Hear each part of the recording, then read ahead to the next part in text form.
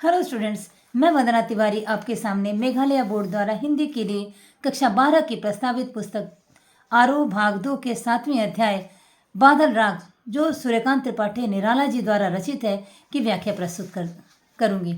इसके पहले मैं कविता का वाचन करूंगी और इसके बाद आपके सामने व्याख्या प्रस्तुत करती हूँ। बादल राग।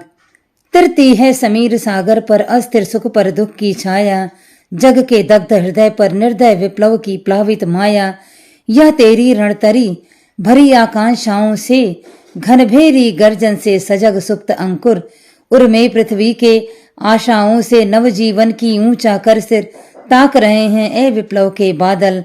फिर बार बार गर्जन वर्षण है मूसलधार, हृदय थाम लेता संसार।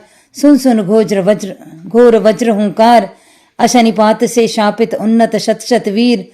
छत विछत हत अचल शरीर, गगन स्पर्शी स्पर्धा धीर। हंसते हैं छोटे पौधे लघुबार, शस्य अपार। हिल हिल खिलखिल हाथ हिलाते तुझे बुलाते, विप्लव रव में छोटे ही हैं शोभा पार। अट्टालिका नहीं है रे ये आतंक भवन, सदा पंख पर ही होता जल विप्लव प्लावन।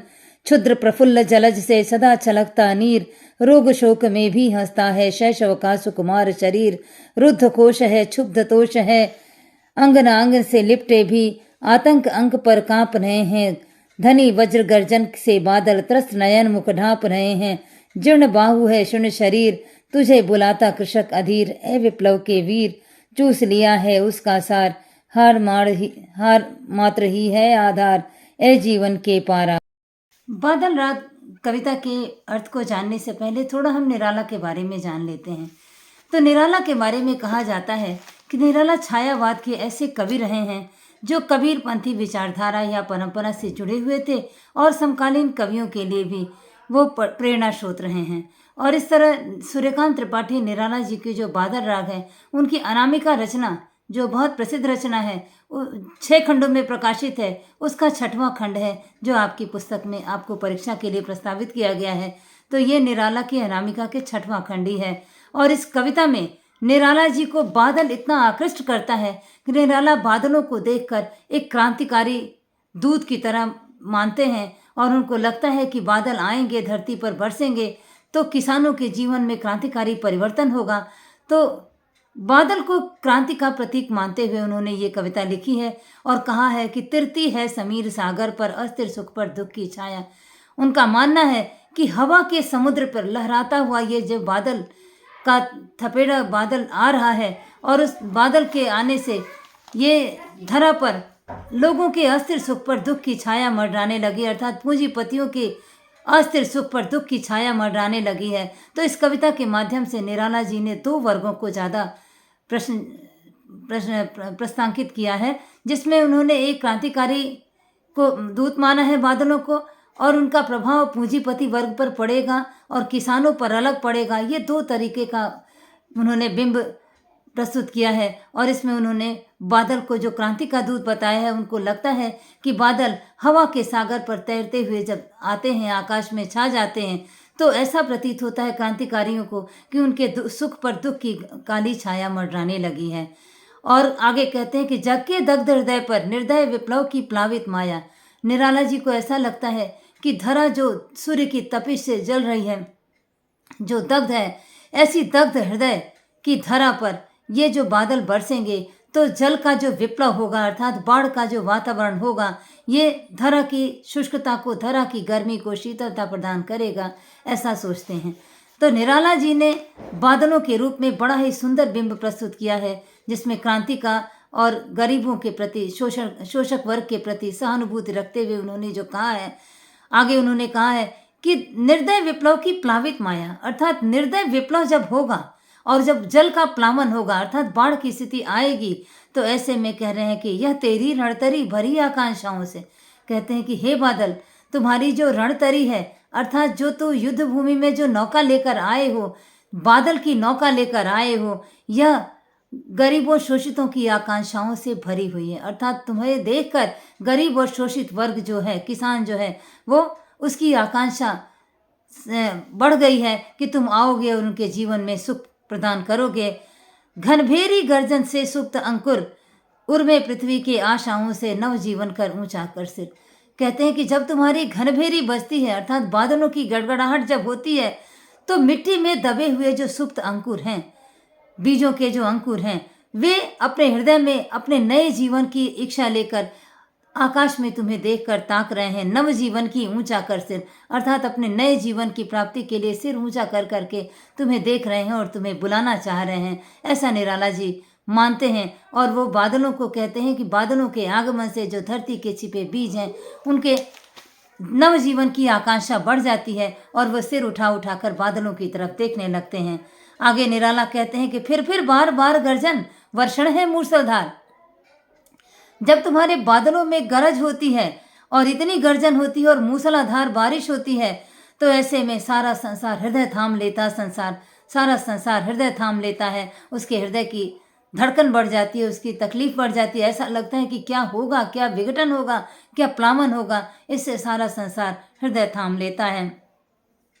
निराला कहते हैं कि अशनिपात से शापित उन्नत शतशत वीर। निराला ने बिजलियों के बारे में भी कहा है, बादलों के साथ जब बिजलियां आती हैं उनके बारे में चित्रित किया है। कहा है कि जो बिजलियां जब गिरती हैं धरती पर, अशनिपात से शापित, यानी जब बिजली पर अशनिपात होता है, बिजलियां गिरती हैं धरती पर, तो उन्नत शतशत वीर। कह रहे हैं कि ऐसे वीर जो हमेशा उन्नत रहा करते थे, ऊंचे रहा करते थे और छत विछत अचल शरीर। तो ऐसे उन्नत शरीर वाले पर्वत, अगर उन पर बिजलियां गिरती हैं तो उनका शरीर भी छत विछत हो जाता है, अर्थात कठोर से कठोर पर्वत भी छत विछत हो जाता है अशनिपात से, बिजलियों के गिर जाने से।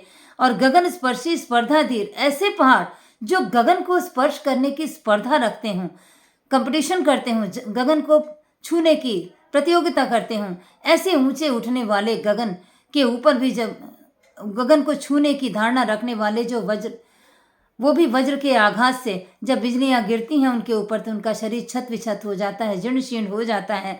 निराला जी का कहना है कि हंसते हैं छोटे पौधे लघुबार, अर्थात जब बादल बरसता है तो बड़े बड़े पर्वत तो छत विछत हो जाते हैं, खंड खंड हो जाते हैं बिजलियों के गिरने से, लेकिन उसी में जो छोटे पौधे होते हैं, जो लघुभार पौधे होते हैं, वो तो प्रसन्न हो जाते हैं और मुस्कुराते हैं। शस्य अपार, और शस्य का मतलब होता है हरियाली से भरे हुए, हरे भरे शस्य होकर, हरे भरे होकर वो हिल हिल कर, खिल खिल कर तुम्हें बुलाते हैं। ए विप्लव के बादल, हे परिवर्तन के बादल, हे विप्लव के बादल, हे क्रांति के बादल, तुम्हें छोटे छोटे लघुभार पौधे हैं जो हरे भरे होकर तुम्हें बड़ी खुशी से तुम्हें पुकार रहे हैं, तुम्हें बुला रहे हैं। लघुभार छोटे पौधे तुम्हारे आगमन से अत्यंत प्रसन्न हैं और तुम्हें हाथ हिला हिलाकर बुला रहे हैं। हे विप्लव के बादल, आओ और उनके जीवन में नव जीवन का संचार करो। वे अत्यंत प्रसन्नता से तुम्हारे आगमन की प्रतीक्षा कर रहे हैं और हाथ हिला हिलाकर तुम्हारे स्वागत की तैयारी कर रहे हैं, तुम्हारा आह्वान कर रहे हैं। आगे कहते हैं कि जब भी कोई क्रांति आती है तो उसमें छोटे ही है शोभा पाते, अर्थात जब भी कोई परिवर्तन होता है, जब भी कोई क्रांति आती है, विप्लव आता है, तो बड़ों का तो नुकसान होता है लेकिन छोटे शोभा पाते हैं, अर्थात छोटों को लाभ मिलता है, छोटे शोभा पाते हैं। निराला जी आगे कहते हैं, अट्टालिका नहीं है रे आतंक भवन, सदा पंख पर ही होता जल विप्लव प्लावन। कहते हैं कि ये जो पूंजीपतियों की जो अट्टालिकाएं हैं, ये केवल अट्टालिकाएं नहीं है, ये आतंक भवन है।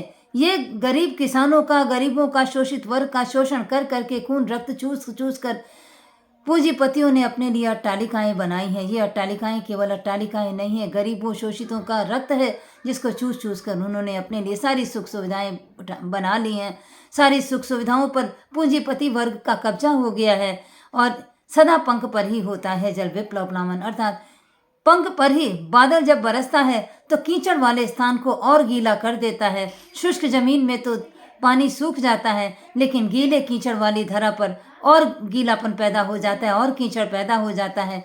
तो ये आतंक भवन के ऊपर जब बारिश बरसेगी, जब क्रांतिकारी परिवर्तन होगा, तो ये गीले कीचड़ वाले जो अट्टालिकाएं हैं, ये और भी बाढ़ में भर जाएंगी और इनके अंदर गंदगी हो जाएगी, बाढ़ आ जाएगी, उनका जल से छिन्न भिन्न हो जाएंगे, कीचड़ हो जाएगा। ऐसा निराला जी का मानना है कि सदा पंख पर ही होता है जल विप्लव प्लावन, पंख पर ही, कीचड़ पर ही पानी का, बाढ़ का असर होता है, वो और गीला हो जाता है और वहाँ कीचड़ हो जाता है।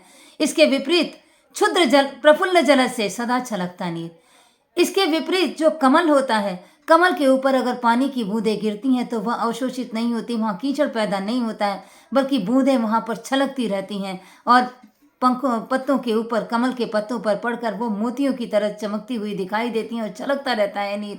तो निराला जी कहते हैं कि क्षुद्र प्रफुल्ल जलज पर, छोटे से कमल के फूल पर जब पानी पड़ता है तो वहाँ कीचड़ पैदा नहीं होते, वहाँ गीलापन पैदा नहीं होता है, बल्कि वो पानी की बूंदें कमल के फूल पर छलकती रहती हैं।